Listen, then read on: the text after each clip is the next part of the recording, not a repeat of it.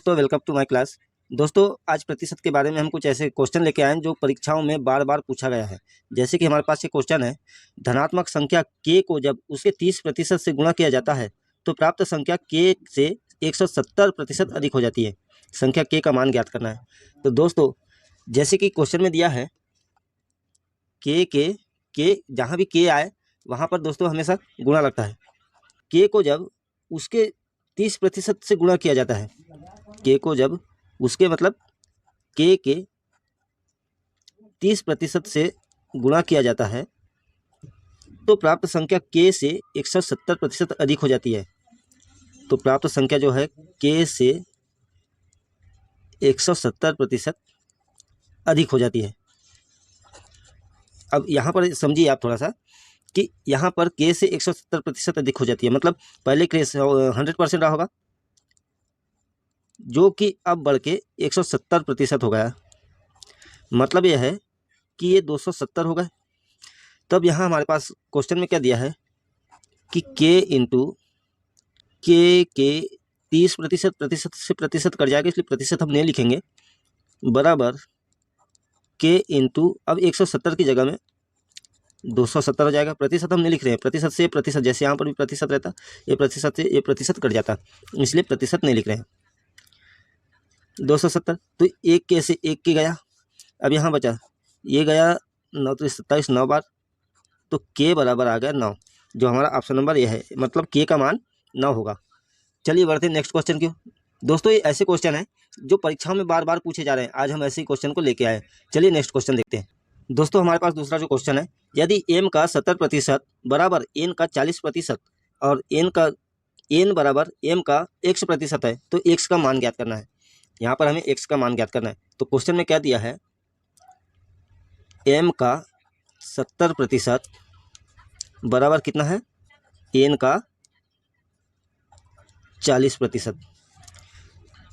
तो एक जीरो से एक जीरो कट जाता है, m की जगह में n आ जाता है नीचे और 4 रह जाएगा ऊपर और 7 आ जाएगा नीचे। मतलब आप यहाँ समझिए कि m की वैल्यू कितनी हो गई, अब m बराबर 4 और n बराबर 7। तो यहाँ पर देखिए क्वेश्चन में क्या दिया है, n बराबर m का x%। तो यहाँ पर n बराबर m का x% है ना। तो हमारे पास n की वैल्यू क्या दिया है, n की वैल्यू हम वैल्यू रख देते हैं। अब यहाँ n की वैल्यू दिया है 7 बराबर 4 गुणित x का प्रतिशत है ना। तो ये 4 से 25 बार चले गया, बराबर अब देखिए x बराबर क्या दिया है 7 गुणित 25, तो x की वैल्यू आ जाएगी 175, जो हमारा राइट आंसर होगा ऑप्शन नंबर डी। चलिए बढ़ते हैं नेक्स्ट क्वेश्चन की ओर। दोस्तों हमारे पास नेक्स्ट क्वेश्चन है, अंकिता का भार उसके दादी के भार से 20% कम है। दादी का भार उनके पति से 26 किलोग्राम कम है, जिनका मतलब दादा का भार 81 किलोग्राम है। यदि अंकिता का भाई अंकिता से 8 किलोग्राम भारी है तो अंकिता का भाई का भार कितना होगा। देखिए सबसे पहले यहाँ समझिए, यहाँ दादी और अंकिता का भार से हम सबसे पहले क्या दिया, दादी और अंकिता का भार। तो हम सबसे पहले अंकिता का भार निकालते हैं, अंकिता और दादी है ना। तो दादी का भार अगर मान लो 100 रहा होगा तो अंकिता का भार कितना 80 रहा होगा, 20% कम है ना। तो 20% कम है, अब इसको और छोटा कर दो तो ये 4 बार कर जाता है 20 से, और ये 5 बार, मतलब दादी का भार जो है ये 5 है तो अंकिता 4 है। रेशो में अगर इनका लिए तो 4:5 हो गया। चलिए नेक्स्ट में क्या दिया है कि दादी का भार उनके पति के से 26 किलोग्राम कम है, मतलब दादा है ना। तो दादा का जो भार है, दादा का भार हमें दिया है, दादा का भार कितना है 81 है, बराबर दादा का भार दादी के भार से 26 किलोग्राम कम है। तो दादा का भार कितना दिया है 81, बराबर 81 माइनस 26, 81 माइनस 26 तो ये हो जाता है 55, यानी दादी का भार कितना है 55 किलोग्राम। अब देखिए यहाँ पर दादी का औसत कितना दिया है 5, जिसका 5 की वैल्यू कितनी है 55, तो 1 की वैल्यू कितनी हो जाएगी, 1 की वैल्यू हो जाएगी 11 है ना। तो 11 अगर यहाँ पर 1 की वैल्यू हो गई तो यहाँ पर अंकिता का उम्र निकल जाएगा, सॉरी अंकिता का भार निकल जाएगा। यहाँ पर देखिए दादा का वजन 81 किलोग्राम, दादी का वजन 81 से 26 कम है, मतलब उसका 55 किलोग्राम, जो कि 5 की औसत उसका जो है 5 है, तो 1 की वैल्यू 11, अब ये 11, तो यहाँ अंकिता का जो वैल्यू कितना है 4, तो 11 से 44, मतलब अंकिता का जो वैल्यू हो जाएगा ये 44 किलोग्राम हो जाएगा। अब यहाँ देखिए कि अंकिता के भाई अंकिता से 8 किलोग्राम भारी है, मतलब अगर उसके भाई की बात करें तो 8 किलोग्राम भारी है। अब कितना हो जाएगा, 52 किलोग्राम हो जाएगा क्या, अंकिता का भाई 52 किलोग्राम हो जाएगा। और यही हमारा आंसर है, क्योंकि पूछा भी यही है कि अंकिता का भाई का भार कितना है, तो वह 52 किलोग्राम हो जाएगा, जो ऑप्शन नंबर डी है हमारा राइट आंसर। चलिए नेक्स्ट क्वेश्चन की ओर हमारा नेक्स्ट क्वेश्चन है, दो संख्याएं x और y है।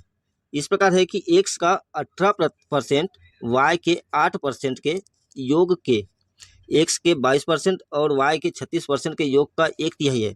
x और y का अनुपात हमको ज्ञात करना है ना। तो दिया है हमारे पास में, क्या दिया है दोस्तों कि x का 18%, मतलब x का 18% प्लस योग के बराबर y का 8% बराबर है x के 22% प्लस y के 36% का 1/3 है, 1/3 है ना। x के 18%, y के 8% के योग के बराबर x का 22%, y के 36% के 1/3 के बराबर है ना। तो हमें यहाँ पर प्रतिशत प्रतिशत कट जाएगा, ये देखिए ये सभी में प्रतिशत लगा तो प्रतिशत से कट जाएगा।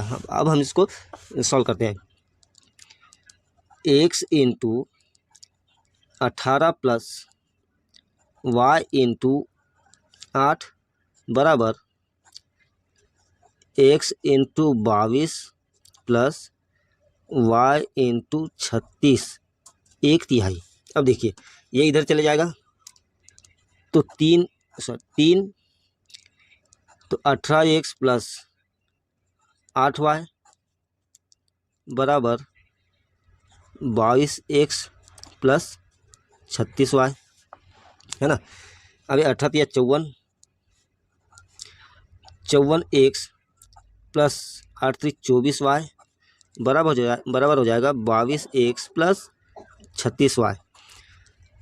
अब देखिए x से x माइनस हो जाएगा, तो यहाँ पर बच जाएगा हमारे पास 32x बराबर 36y से 24y माइनस हो गया तो 12y, x वहीं रह जाएगा और y नीचे आ जाएगा, 12 ऊपर रह जाएगा और 32 नीचे आ जाएगा। इसको छोटा कर देते हैं, 4 तिया 12, 8 3 24 बराबर 3:8 हमारा आंसर हो जाएगा, जो ऑप्शन नंबर डी दिया है हमारा राइट आंसर। देखिए यहाँ पर हमने सिर्फ उनकी वैल्यू रख दी है और क्वेश्चन को सॉल्व कर लिया, इसका आंसर हो जाएगा 3:8, जो हमारा राइट आंसर होगा। चलिए हमारा नेक्स्ट क्वेश्चन है, ए बी का 120% है और बी सी का 65% है।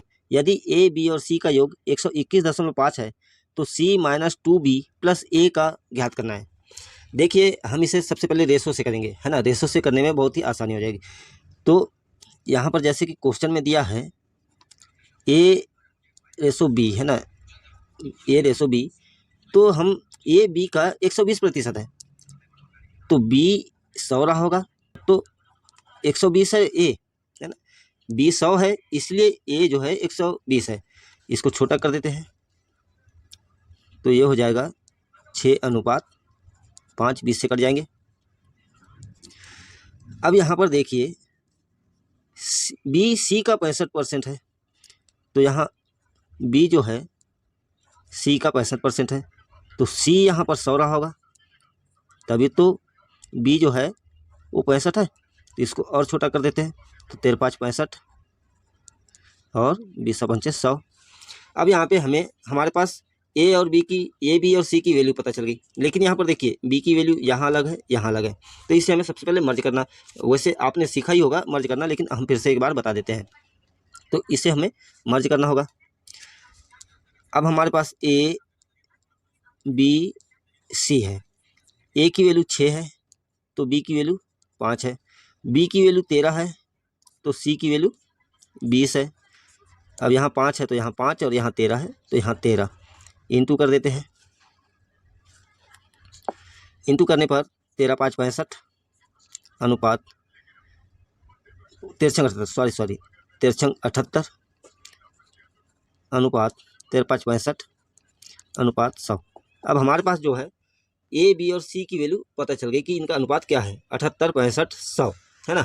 अब क्वेश्चन में क्या दिया है कि ए बी और सी का योग 121.5 है। अब यहाँ पर अनुपात का योग कितना आ रहा है, अनुपात का योग इनका आता है 243, और रियल में जो इनका योग दिया है वह कितना दिया है, ए प्लस बी प्लस सी बराबर 121.5। अगर इसकी रियल वैल्यू है, इसकी रियल वैल्यू कितनी है 121, तो 121.5 से इसका भाग दे देते हैं, तो 121.5 बटे 243, ये आ जाता है कितना 10.5 बार, दुगना ही है ना। अब पूछा क्या है कि c minus 2b plus a का मान ज्ञात करना है, तो c माइनस 2b, तो c की वैल्यू कितना है, c की वैल्यू है 100, तो 100 का आधा 50 माइनस 2 है तो 2 तो है 2b, b की वैल्यू कितना है 65 इंटू इसका आधा हो जाएगा प्लस कितना है, ए की वैल्यू कितना है 78, तो ये 39 इसका हो जाएगा, ये 2 से ये 2 कट जाएंगे, 79 माइनस 65 बराबर आ जाएगा अपना 24 आएगा क्या, और यही हमारा आंसर होगा 24, ऑप्शन नंबर सी। दोस्तों उम्मीद है आपको वीडियो अच्छा लगा होगा। अगर वीडियो अच्छा लगे तो वीडियो को लाइक करें, साथ ही हमारे चैनल पर पहली बार आए हैं तो चैनल को सब्सक्राइब करिए। मिलते हैं नए टॉपिक के साथ नए वीडियो में, तब तक के लिए दीजिए हमें अनुमति। नमस्कार, जय हिंद, जय भारत।